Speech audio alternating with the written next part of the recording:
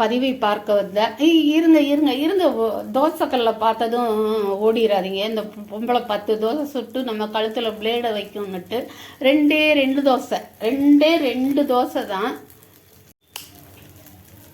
அது கூட எதுக்காகன்னு கேட்டிங்கன்னா, நேற்று மருமகனை பற்றி பேசுனதில் மாமனாரை விட்டுட்டேன்.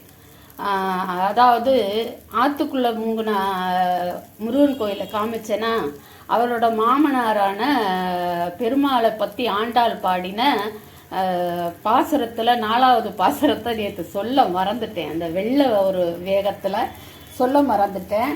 அதுவும் இப்போ இந்த சூழ்நிலைக்கு அந்த பாசுரத்தை சொன்னால் நீங்கள் அடிக்க வருவீங்களோ என்னவோ எனக்கு தெரியாது. ஏன்னா வருண பகவானை பற்றி தான் ஆண்டாள் இந்த பாட்டில் பாடியிருக்காங்க. என்ன கோபம் வருதா? சொல்லித்தான் ஆகணும். முதல்ல அதோட விளக்கத்தை சொல்லிடுறேன். மழைக்கு தெய்வமான வருண பகவானே உலக நன்மைக்காகவும் நாங்கள் நீராடுறதுக்காகவும் கடல்ல இருந்து நீரை அதிகமாக உறிஞ்சு, நமக்கு தெரியும் இல்லையா, கடல் நீரை உறிஞ்சு தான் மேகமாகி மழை பெய்யுதுன்னுட்டு அதை சொல்கிறாங்க. அந்த பெருமாளோட கற்பான நிறத்தை போல நீயும் மேகமும் கருத்து அவரோட சக்கரத்தை போல மின்னல் வெட்டி, அவர் சக்கரம் பளீர்னு இருக்கு இல்லையா, அது போல பளிச்சுன்னு இருக்கு இல்லையா, அது போல மின்னல் வெட்டி அவர் ஊதுல அந்த சங்கு அதுலேருந்து வர்ற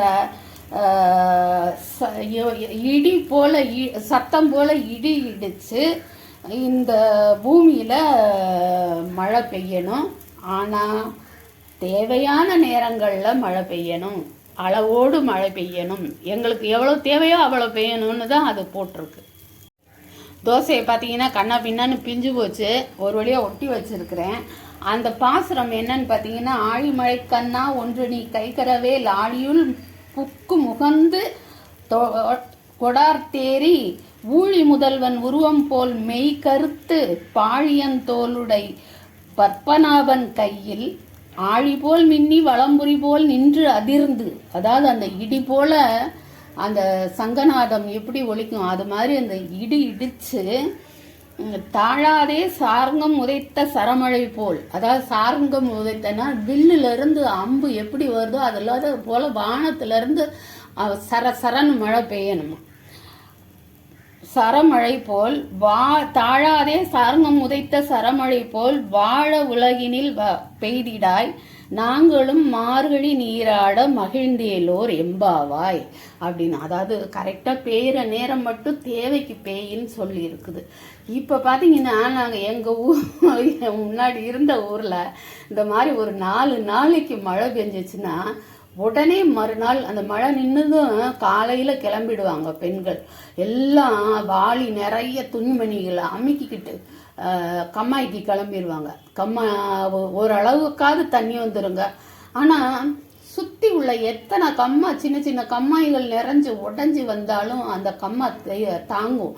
அத்தாம் பெரிய கம்மாங்க அது, அவ்வளோ பெரிய கம்மா. எவ்வளோ மழை பெஞ்சாலும் சரி, எவ்வளோ தண்ணி வந்தாலும் சரி நிறையாது. ஒரு 10 நாளில் நான் போய் பார்க்கணும், போக வேண்டியிருக்கு. பொண்ணு வீடு அங்கே இருக்கு இல்லையா, அதனால போவேன். 10 நாள் கழித்து பார்ப்போம். கம்மாயில் போன தரம் ஒரு தரம் காட்டினேன், காஞ்சி போய் கிடக்கு.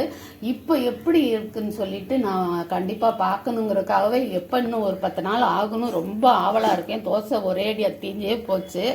சரி, ஒரு வழியாக நான் பாசுரத்தையும் சொல்லிட்டேன்.